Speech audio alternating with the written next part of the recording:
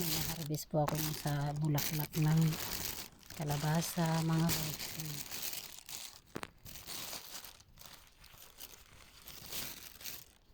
Ano kayang pwedeng luto nito?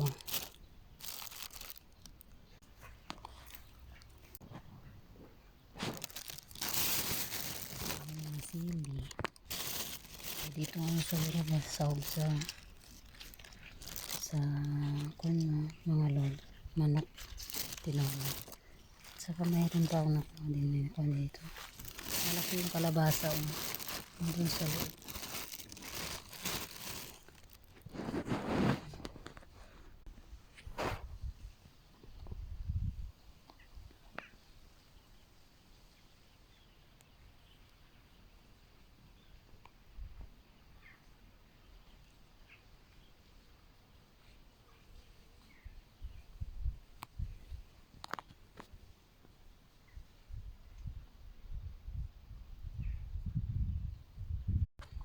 Ito yung maliit kong garden dito.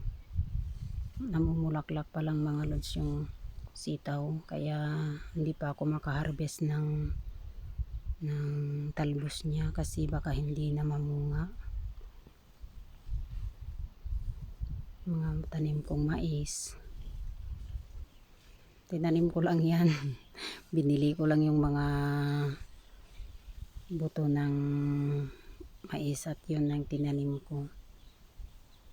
Yan yung mga sitaw. Namumunga pa lang mga lods kaya hindi ko pa makuha yung mga niya. Mga talbos niya. Sarap sana pang sahog ng dininding. Yun yung kalabasa. Mahirap din ang buhay dito sa amin mga lods kaya nagtatanim kami ng gulay para pang ulam ba, free sa bakuran. Pero dito ako sa bundok, dito ako nagtatanim sa bundok. Pero kung babalik na ako sa trabaho ko sa bayan, hindi ko na makikita itong mga tanim ko. Kukuhanin na nila ng mga Vietnam ganun.